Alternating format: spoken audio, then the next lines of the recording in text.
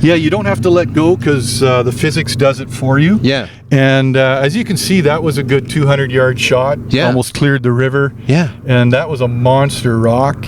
You can throw them a little higher, which again is nice for, siege wall stuff. You can get over the castle walls. Welcome to the Wilderness Wavelength Podcast.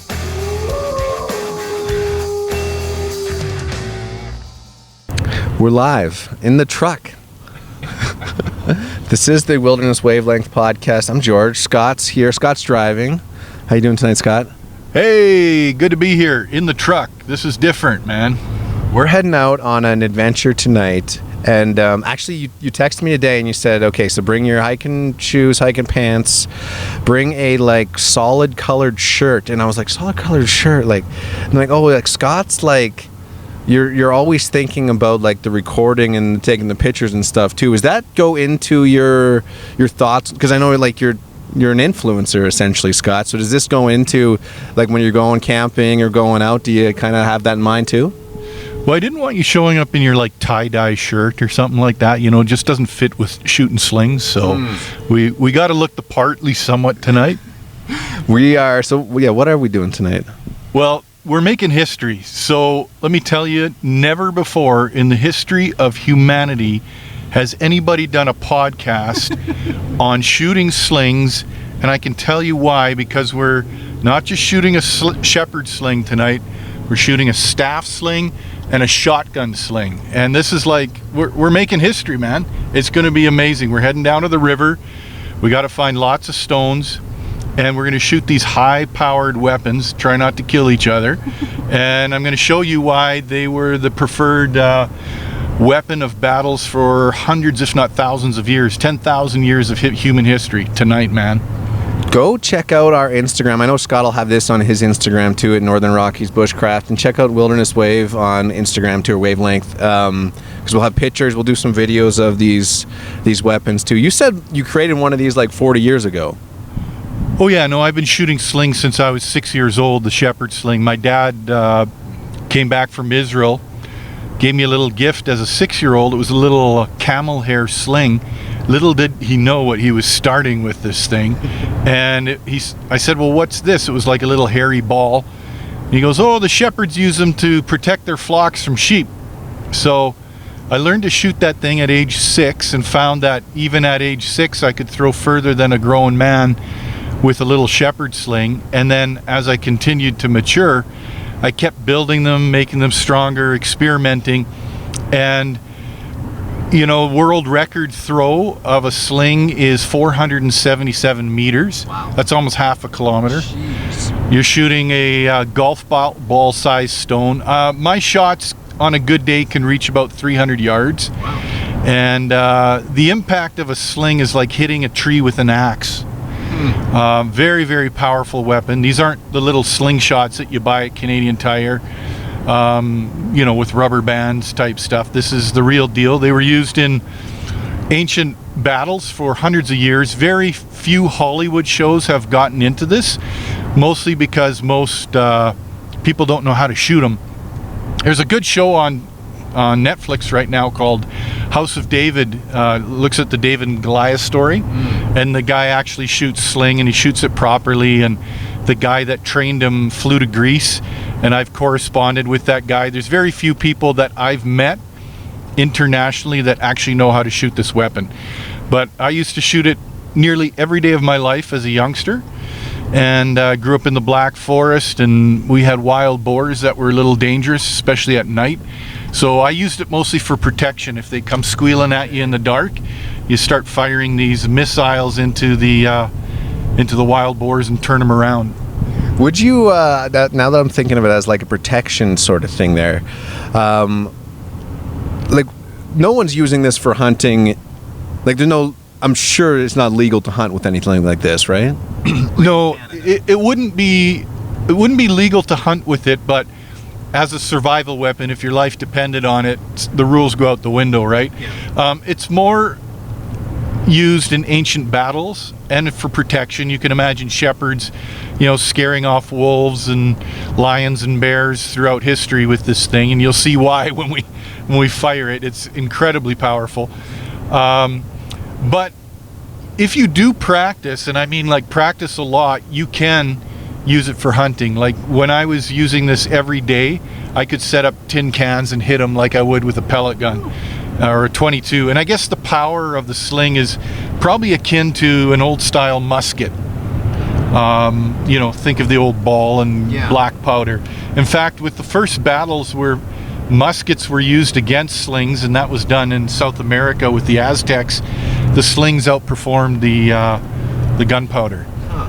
And so sling is, as far as power, you know, there were stories of people cracking skulls, snapping swords, denting armor, and you didn't have to kill a man across the field, you just had to maim him, right? Because so you imagine you get 1,000 slingers and these things come down like hailstones and the whole sky is filled with this stuff, the shrapnel, and it's hitting the army, and even if it takes you in the knee or the ankle or the arm, you're incapacitated, and now they're coming with their javelins and their swords and you guys are wounded, and these things could outshoot archers, so they could shoot further than the archery on the other side of the valley. So you know, that was kind of the beauty of the sling.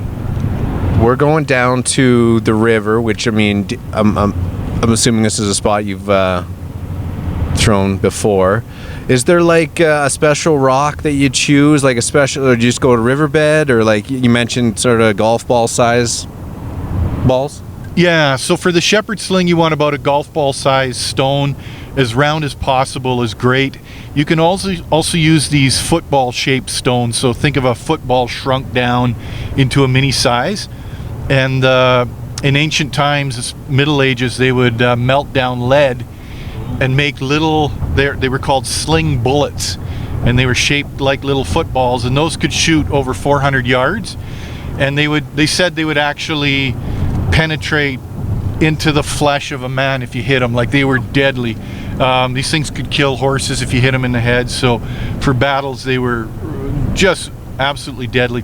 But yeah, you go to a riverside, it's full of stones, right? And stones are free.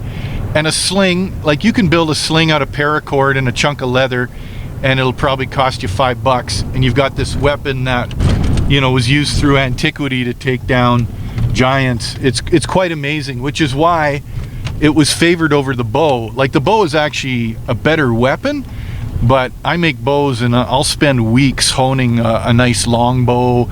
I'll spend hours making arrows and fletching the feathers and tying it and gluing it.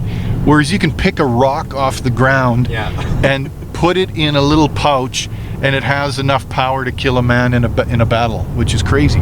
This is, I mean, I'm hyped for this now. I've never tried this before. I mean, I've done a slingshot before, but yeah, nothing, like, I'm seeing you got a staff in the back here. I'm excited to see how this all goes together. So we're heading down. Is this a secret spot? Are we telling people where we're going, or is this one of your secrets? We'll just say by the Athabasca River. Because the sling is so powerful, you got to be careful where you go. You don't want to hit anybody. I've been hit in the head with the sling, which might explain a few things. My buddy and I, when we grew up, he was winding up with the sling and it slipped out the side, hit me in the head, knocked me unconscious. I was bleeding. If it had been a full-on shot, I wouldn't have survived it. That was, okay, that's my question now too, is like, are you in danger of hitting yourself with these? I'm not in danger, but you might be. That's a little bit worried about that, because I mean, you're just spinning it above your head. If you let go at the wrong time or the rock falls out, like, you're smacking yourself? I'll coach you through it, man. There's a safe way to do it, which is you can throw it kind of like a sidearm javelin, and that's the best way to start. I whirl it above the head almost like a lasso, and but that's, you know, I've been shooting this thing for decades. So we'll make sure you're safe. I've got a 10-page waiver form I'll get you to sign. My lawyers looked over it carefully, so we'll get you home alive, George. Don't worry. Perfect. Okay. Well, we're getting closer to our destination. Next time we turn on the mics here, we'll examine the slings a little bit. And yeah, like I mentioned, check out Scott's Instagram, Northern Rockies Bushcraft, or Wilderness Wavelength on Instagram, and we'll have pictures and maybe some videos of us in action. So we'll talk to you guys live from the river. Wilderness Wavelength. We are live on location on the river now with a mountain view in the background. No other humans around? It's beautiful, just still as glass on the river. Yeah. We saw a few ducks fly over, but we're not allowed They to shoot saw us them. coming and they said, get out of here. Yeah, so we're standing on just miles and miles of river cobble. So, that's the beauty of the sling, is the ammo is literally under your feet. And you think back to ancient warfare. Imagine the Romans are coming. You've got to defend your town. Yeah. Every man grabs a sling and just buckets full of rocks. Heads to the river and and loads up. you're ready to go, right? Compared to crafting arrows for hours and hours and hours. It's just the cheapest weapon you can ever make. You ever find a rock and you put in your sling and this rock's gonna be amazing. Oh. And then it's your best rock and then you go and try to hunt it down and I gotta get that rock back, man. I never try to get them back after I shoot them, but my whole lifetime, if I see a good sling rock, I will stop. Yeah. And pick it up and put it in my pocket. It's automatic for me. On the little trail down here, we were crossing some muddy clay, and you're like, this is good stuff. Yeah. So you can actually, I have one here if we wander over here. It's a clay ball. Yeah. And again, nice spherical clay. You made that out of just... Yeah, just clay from the ground, and you can bake it. Yeah. If you want to get a little more diabolical, you can bake rocks inside of it, so it just really shatters on impact. But clay ammo was also used in battles back in the day, and you can shape it in the size of, or shape of footballs too, to get more of that spherical flight. The wife's been into pottery lately. I could get her to make some ammo. There you go. Yeah. I love it. Enough of these mugs and plates, so we need bullets here. Sling ammo. So what I'll do here is we're standing right by the water's edge. I will wind up with the shepherd's sling. Yeah. Like I said, on a good day, I can clear 300 yards. I'm a little out of practice, but we should get some good distance here. And you can see some of the power of a rock that's the size of a golf ball. Yeah. That is going to fly. So I'll put my mic down and you can kind of talk people through it. Cool. Yeah. This is... So this shepherd sling has kind of got a couple pieces of leather. Yeah, describe what's going on here, Scott. I'll post pictures. You can check it out. Yeah. That's right. For people who need to picture this, take a look at the photos. The pouch is about the size of the palm of my hand, just made of leather. And I've got 2 leather strands. They're probably over 1 meter in length each. And that's sort of maximum length. I'm a pretty tall guy, so you don't want your sling hitting the ground. I usually whirl it around the head once. You can whirl it around multiple times, but if you do one time, you're just that much faster. Yeah. So it's something I trained myself to do. And you can also shoot at sidearm, which we'll be getting you to do in a few minutes here. So I'm going to give it a go. So you whirl it around the head, and it's instinctual. So it's like if you've seen someone shoot or throw a lasso. Yeah. They don't have sights on the thing, right? They've just done it enough that they know when to release. Yeah. When you open your hand, one of the loops is around the finger, and the other is a knot that goes flying, and then your projectile goes flying out from there. So you just let that one leather strip go. Yeah. And for our listeners, I'm 99% sure your ancestors shot this, because it was shot all over Europe. Like we're talking everywhere, from the Vikings to the Britons to the Germanic tribes, the Spanish. And it was shot all over the Middle East, Israel and the Arabs. It was shot on Pacific Islands. Yeah. It was shot all over North America and South America. The only place I don't think they found it was on Australia and in the Antarctic. So this weapon is a part of everybody's heritage, whether they know it or not. Okay. Okay. Let's see how this goes. So Scott's wine. Am I safe standing behind you? You're good. I feel safe. Scott's signed the waiver. Yeah, right. Waiver signed. Scott's got this nice looking rock too, smooth rock he was able to find. Looks like he brought some from home. Here he goes. Whew. Wow. Launched. Beautiful. I mean, that's 100 yards? Oh. I don't know, I should have brought the rangefinder. That's at least 200 plus there. Okay. Yeah. But yeah, clearing the river, we're probably looking at about 250 there. Felt smooth? It felt smooth. I'm a little out of practice, but it gives you a sense of the distance you can throw, right? You were saying when we were walking down here that sometimes you can get like a rock that'll kind of whistle or like it'll buzz. Yeah, you just have to get a really crappy rock. Oh, okay. And it'll buzz in the air. We could try to find one and give it a go.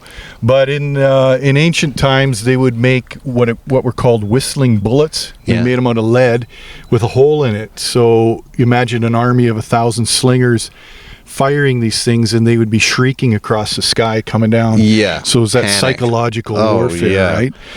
Yeah, you hear it coming as it's aiming for you. Oh, who you saw fish jump? Fish jumping. Perfect. No, I should have brought the stop rod. throwing rocks at me, man. Yeah.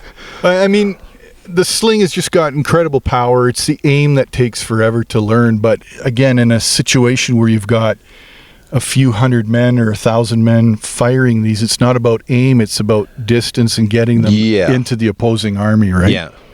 Yeah. So are you ready to give it a go? Try it out. Okay, maybe we'll get you set up here. Should I turn the mics off? Yeah, maybe turn the mic off. We'll get you set up. Wilderness Wavelength. Okay, so George is going to try the sling for the first time. And right now he's just going to do sidearm shot so he doesn't kill himself or me, hopefully. I didn't bring a crash helmet here, which I really should have. He's winding up. He's just going to throw it almost like a javelin sidearm. He's going to open his hand and see if he can make that rock fly. Oh, there she goes. Sploosh. Right. Good shot. Good shot. He's going to try a bigger rock. And then we're going to graduate you to an overhand throw and around the head, but I'm going to back way up for that. So he's got another rock.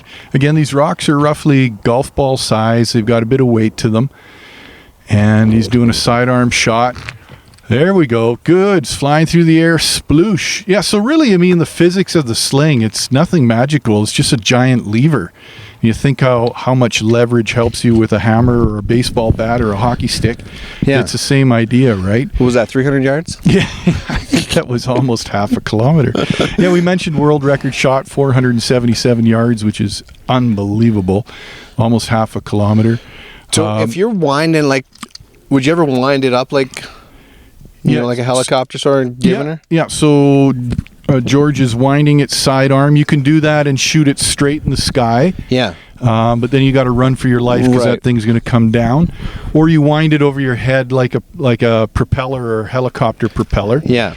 And again, I usually prefer to do just one whirl around the head. So we're gonna get you trying that, but a little bit of coaching first. So let's just pause. Okay, folks, we've got George standing about 15 yards away from me. He's going to wind this up. I'm a little bit afraid for myself right now. I have been hit in the head with this before. Oh, geez, he's ducking. The rock went, whoa, right behind me. Okay. I should have brought a shield. I should have brought some body armor. All right, he's picking up another rock. You got this, George. I have faith. Just remember, you don't want to kill your own army. We got a train coming in the background. All right, he is winding up again. Oh, bowling for dollars. Wow. So how did that feel, my friend? Felt good. I feel like not accurate yet with any power. Yeah. It takes time, right? And as we were saying, that's the downside of this weapon, is that it's not something you just pick up. Like when I've taught survival programs and people have picked up a bow for the first time, they're hitting targets in a matter of minutes. Like, it's unbelievable. Throwing stick, same thing. But sling does take time. It's something you want to sort of grow up with, practice regularly.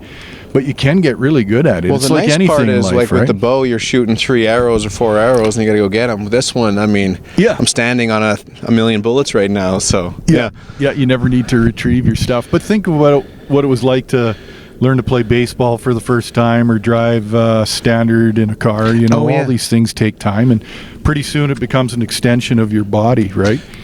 Well, so, something like that too. I know we're moving on to the next thing now, but something like that, I think you mentioned before, like, I mean, you can just fold it up in your pocket. Yeah. Like, Yeah, I used to roll it up, stick it in my pocket as a kid, and you have like this high-powered rifle in your pocket. It's really quite amazing. Now we're graduating. Is this the next thing? Yeah, the next one was we're going to look at the staff sling. So I've got this staff. It's about 6 feet tall. Yeah. Just looks like a tall shepherd's staff. Yeah. And on the end is a sling with a much bigger pouch. So the staff sling was invented more for battles on either ships, which is crazy, guys battling with these, and they would sometimes throw cannonball-sized rocks, or they would throw what was called Greek fire, so flaming balls of who knows what chemical. And or they were used in castle sieges, so you could stand on the wall of the castle and hurl cannonballs down, or you could be on the ground hurling them over the walls into the crowd on the other side, and people are pouring hot tar on you and that sort of thing. So the beauty of the staff sling, and I think you'll find that this one is a lot easier to use than the shepherd sling, because it's like swatting a fly. So you're just going to whip that big staff over your head. It's like a trebuchet or a catapult. Yeah. A human-powered catapult. And you can throw rocks the size of your fist with this thing. Is the concept behind this one you're not throwing as far, but you're throwing bigger? You know, they say you can throw it as far. Have done shots about 200, 250, but I find I get more distance with the shepherd sling. Okay. But think of a fist-sized stone. Yeah. Coming down at you at 200 yards, like that is crushing you. So again, it's that blunt force trauma. It'll break bones, it'll dent your helmet, it'll incapacitate you and your horses, and it doesn't have to hit much. Even if that hit you in the ankle, you're not walking anywhere, right? You were born in the wrong century, I think. Totally was. I totally was. Yeah, so the staff sling will load her up and give it a go. Yeah, I'll keep the mic running here, and I want to see how this goes. But yeah, as Scott mentioned, like it's 6 feet tall. These rocks you brought from home too? This looks like special rocks that you're... We got some good ones here. So you can see this rock's about almost twice the size of a golf ball here. Yeah. And I'm putting it into the pouch. The pouch is very large. It's much bigger than my hand. And there's a little notch on the end of the sling, on the end of the staff that holds it in place. And now I'm going to walk away from you so nobody gets hurt. Right. We bring you back alive to your family. And you can talk them through it. I mean, the best part of this thing looking too is, I mean, you could take it hiking with you as a hiking stick, and then when you need to do a castle siege, then you got it with you. Scott's going out. Yeah, we're ready. Let's see how this goes. Standing back and fire. Holy cow. Wow. Yeah, that's nice. Holy. And so, so it comes, the end comes disconnected from the little notch there then. Yeah, you don't have to let go because the physics does it for you. Yeah. And as you can see, that was a good 200-yard shot. Yeah. Almost cleared the river. Yeah. And that was a monster rock. You can throw them a little higher, which again is nice for, siege wall stuff. You can get over the castle walls. And you imagine if you're throwing things that burn as well. So even in modern times, people use slings. Even in modern warfare, they're kind of a guerrilla warfare thing for hand grenades, Molotov cocktails, tear gas. Gets kind it of out the poor there man's further. Weapon. Yeah. I don't know what we're teaching these people on the podcast. We're going to get canceled right after this, but it sure is fun. Okay, I'm going to take a few pictures of this, and then I want to try shooting this too. And we got another train going by, so let's do some practice while this is going on. Sounds good. Wilderness Wavelength. Okay, folks, it's getting real. George has a staff sling over his shoulder. He's looking like a medieval warrior. He's got a cannonball-sized rock in this thing, and holy moly, that is amazing. Like almost 200 yards with a fist-sized rock, and he's just picked the thing off the ground, which is what I say about the staff sling. It is very intuitive. Like, within a few minutes, you could be using that off a castle wall and firing it at Romans who are coming in on horseback or on foot. I guess Romans didn't do too much with horses, right? He's got another rock in there. He's going to give it a go. He's loving it. Oh, yeah. Straight through the air. Big splash. Nicely done. Nicely done. So how did you feel about that? Oh, yeah, that feels good. Yeah. It feels like... I mean, I feel like the shepherd sling, once you get onto it, you're good. This one, I feel like you got accuracy quick. Yeah. Because, I mean, you're just pointing where you want it to go and head that direction. Yeah, so it's point and shoot, right? Yeah. And you even mentioned just the staff itself. So in warfare, even after you shot your ammo and the army comes running, you still have a staff in your hand, hopefully a sword, and you can use the staff itself as a weapon to keep people at bay. So sharpen kind of the tip and a very cool invention. And you like, can imagine what that would have been like on castle walls, because you're already way up in the sky or off a castle tower, and now you've got that added height and distance for it. Yeah, and I mean, well, both of these are like fairly simple to make. Oh yeah, like you can make a staff sling in an hour and a shepherd sling in an hour. It's not rocket science. I like it. So what's the next thing we're throwing? Okay, our last sling is one that I did invent it. I don't want to sound cocky, but I invented it in my teen years because I would shoot the shepherd sling. Yeah. And I thought, it's powerful, but it's hard to aim. I want something that would work in a survival situation. So all I did was make a shepherd sling with an extra large pouch. And then I use it to hold like buckshot, just multiple projectiles. So you can put like 7 or 8 rocks, larger than marbles. Yeah. But they're not super huge. And the idea with this is, in a survival situation, you have now a weapon that you could use for flocks of geese or ducks. Right, yeah. Or maybe rabbits in the bush or grouse. And you don't have to have perfect aim because you're going to shoot like 7 or 8 projectiles. It would be akin to 7 or 8 guys standing with rubber slingshots from Canadian Tire, all shooting at once in one direction. Yeah. Does that make sense? Yeah. And again, ammo's free. You got plenty of power. And even if you're not the best aim, if something's sitting in the bush, you've got a chance of hitting it, or a flock flying overhead. So we're going to give it a go. I will load it up, and you can talk us through it. Yeah. Is this something you would have in your survival kit then? Like you carrying this with you when you're heading out regularly? It's something you can make. So all it would take for me is to use, for example, my bootlaces, or I might have some paracord, and you could use a little shoe leather, or even enough denim to make a pouch. Chuck your underwear. Yeah, use your underwear. Okay, I'm going to load her up. Okay. Yeah, it is that's something that I don't really think I've really thought too much about before. Was like, hey, you get into a survival situation, you're in the bush somewhere, and you need some way to get food. Having this in your back pocket would be handy. Scott's loading it up. He's got, probably 8 different smaller rocks on there. So, the pouch now that I dumped out. Let me load it up again.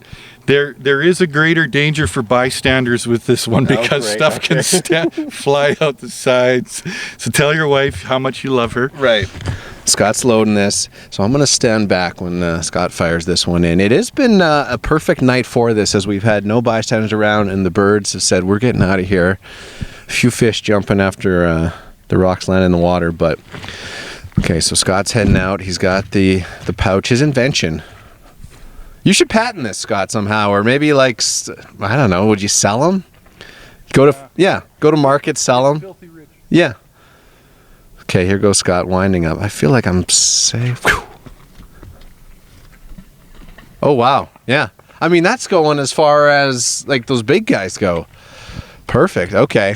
And quite the range too. So it was like kind of a shotgun. They're all landing at different times. We're getting close to 200 yards. We got 7 or 8 projectiles firing at once. Yeah. I experimented a lot with this, and what you can do is you can take wet clay, like what we were walking on. Yeah. Pack those 7 or 8 projectiles in the wet clay and make one fat ball, and then shoot it. And what it does, it holds it together, and then it breaks out. Oh wow! So there's ways to kind of improve your distance. But if you turn behind you and you see all these willow shrubs and trees, imagine from here to there we're only standing like 30 yards from the bush. Yeah. imagine you had a bunch of grouse in one of the bushes there, and Yeah. you could fire that in. You can imagine the opportunity. Oh, yeah. You're eating supper. You're eating supper. Yeah. Okay. Let me try this one out then. This one I feel like I might be a little more dangerous with. Yeah, than this the one other. I'm really quite afraid, but we're brave. So Okay. we're gonna give it a go. Okay, my buddy George is loading up the shotgun sling. He's got, I don't know, 6 or 7 projectiles in there. 67. Okay, he's winding up. We're all a little bit scared here because things could really go sideways. Oh, not bad. He fired it way into the lake here, and he got a good splash about 100 yards out. That's the first time he ever used a shotgun sling. This time, George, maybe take a shot into the trees just to see what that feels like aiming at a certain target. Yeah. And get a sense of it. I don't know if I'm getting a grouse with that shot yet, but It's coming. it's coming. Yeah. Your first one was actually really good. It felt good. And I look at that weapon and I think if you're ever in a situation where you got flocks of birds, you're living off the land, you got no other way to hunt them. Yeah. It doesn't matter if you're shooting over water. It's not like you're losing precious arrows. Right. Right. Oh, yeah. And if you hit something, you don't even have to kill it. Just stun it to take it down and then get it. So the shotgun sling does have some survival value. Yeah. For folks who are stranded in the middle of nowhere. Do you ever, I was just curious, my arm feels a little sore now. Yeah. You ever get any injuries from whipping these out or anything? I'm pumping iron every night, man. You can see how buff I am. No, you're right. It does take different muscles, and like I said, when I was practicing all the time, it was just second natural nature. But you can get sore. You can throw your shoulder out. Yeah. So you do want to be careful with that.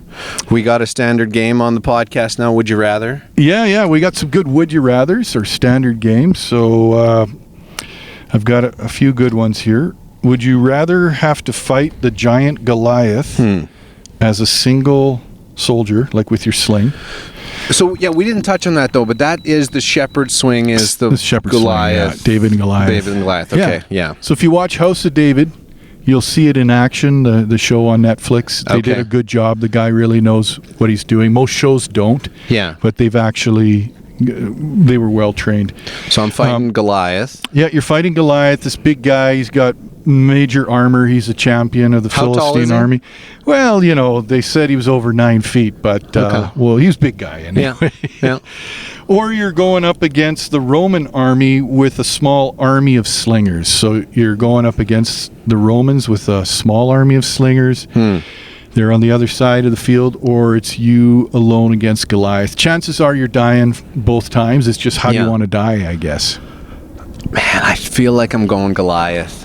Yeah, going for the glory? Yeah, I think so. I feel like I have a chance against him. Against the Roman army, I don't know. Yeah. What's your move? 6 feet against 9 feet. You can take him. Yeah, I think so, yeah. Totally. David was supposed to, I can't remember the whole story, but David's short, right? Well, he was not old enough to fight in the proper army Yeah, yet, he was a young guy. But he was probably a teenager. Yeah. But he was well practiced with the sling, and it said it hit Goliath in the forehead and sunk into his skull. Yeah. So, it was a good shot. You need one shot, Goliath is down. Yeah. You're going against the Roman army, you get one shot, there's still another guy coming behind, too. And then he cut his head off with the sword after he was on the ground. Yeah, of course, yeah. Yeah, yes. Okay, cool. Another would you rather here.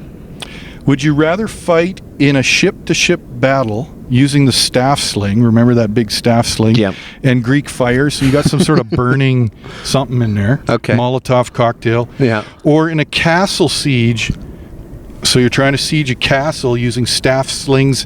They've got hot tar, and you've got ladders. So you want to go ship to ship with fire, or against a castle, they got hot tar. I'm trying to attack the castle? You're attacking the castle, man. you got ladders.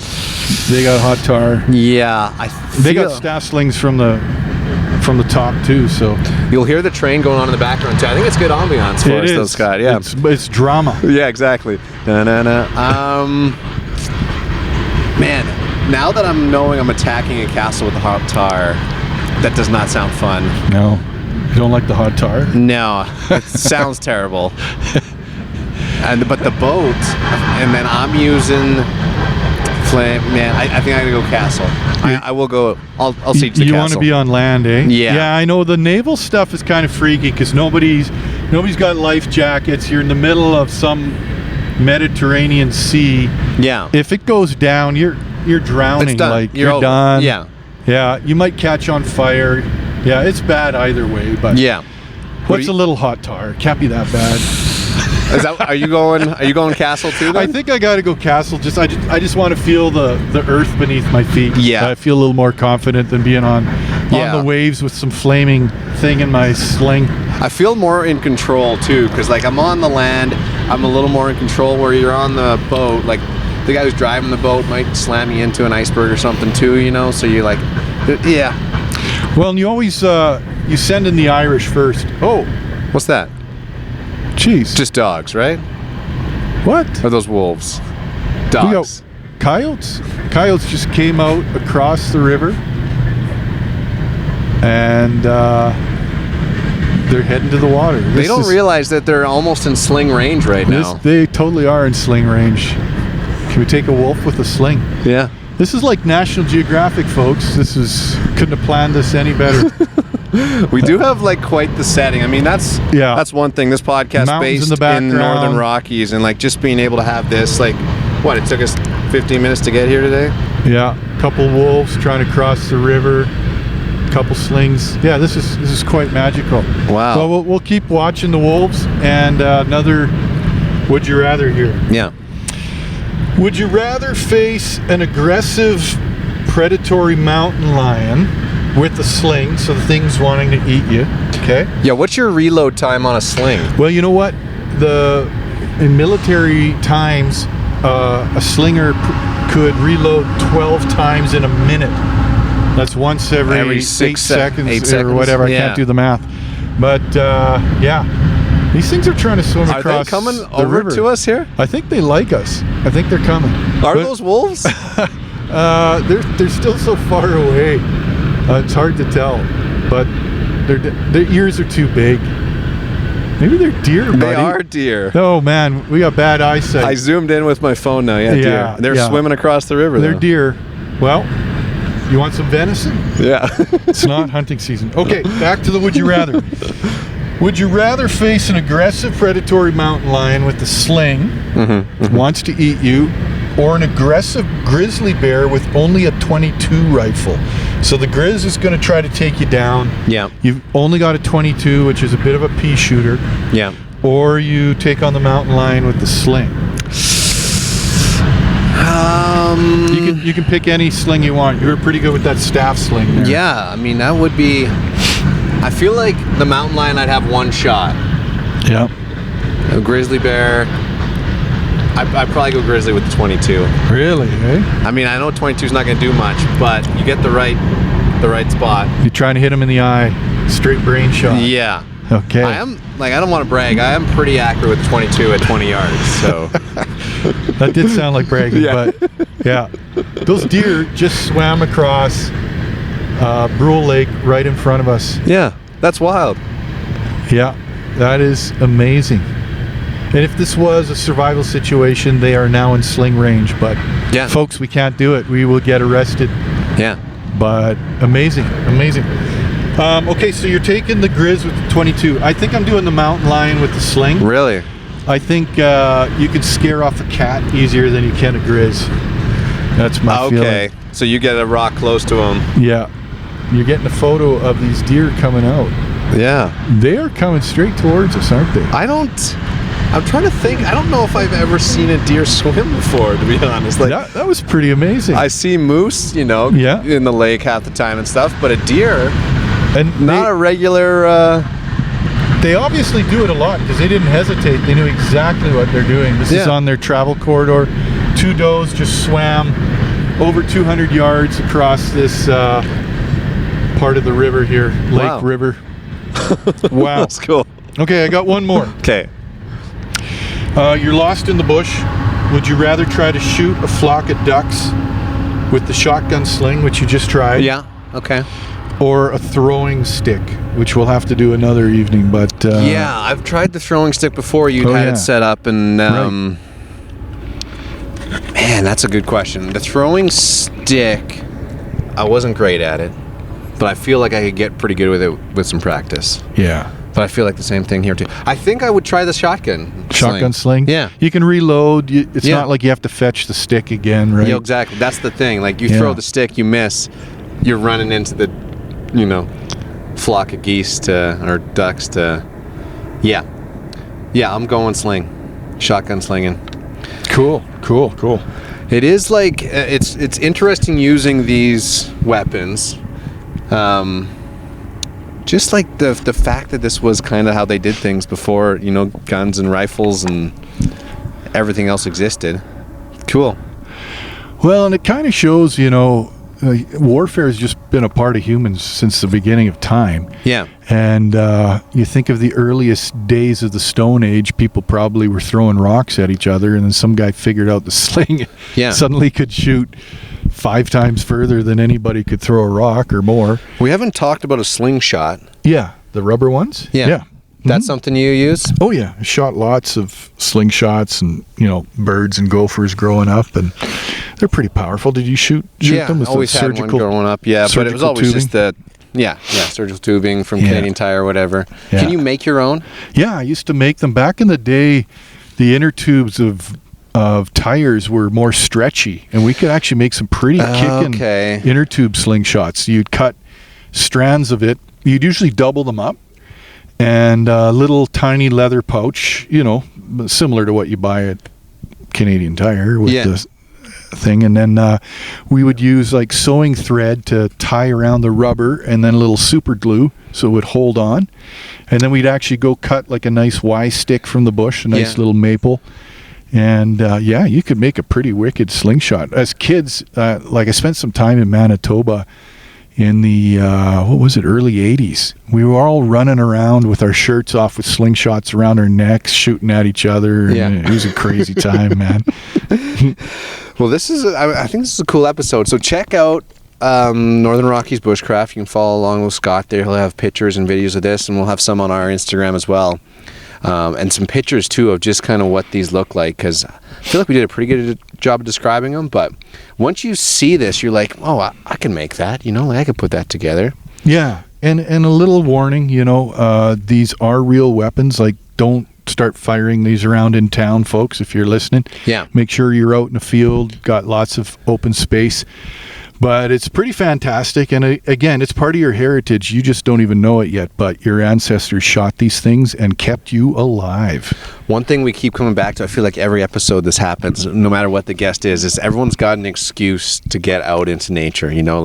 Matthew was on, he's like, my excuse, like, I'm just going gold panning. He's like, you're not, it's just, you're just going to the river, and, like, Aaron's on, he's like, oh, I'm just going fly fishing. I don't keep the fish or anything, I'm just going out to go fishing. So this is just another excuse to get into nature. Hey, I'm going to take the sling out tonight and fire some rocks into the river. Yeah, and you know what? If you feel this whole thing is just a bit too horrific with all the weaponry, you can use the sling to fire tennis balls for your dog in an open field. There you go. Right? Yeah. It's good point.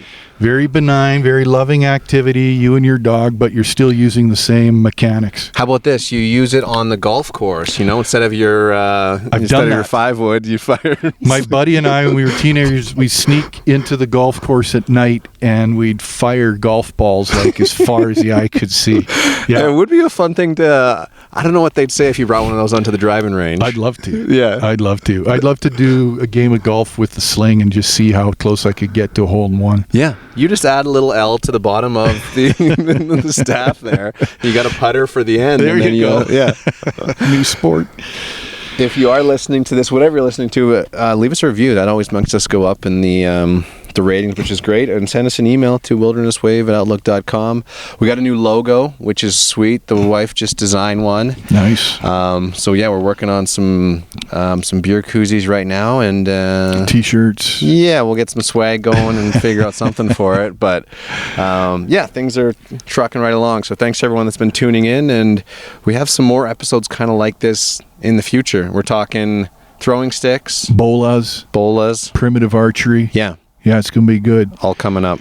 And it's still a nice evening. I think we're going to shoot some stones here as the sun's going down. Yeah. Doesn't get any better than this. Perfect. Okay, well, thanks, Scott. All right, cheers. Cheers. Stay wild. Wilderness Wavelength.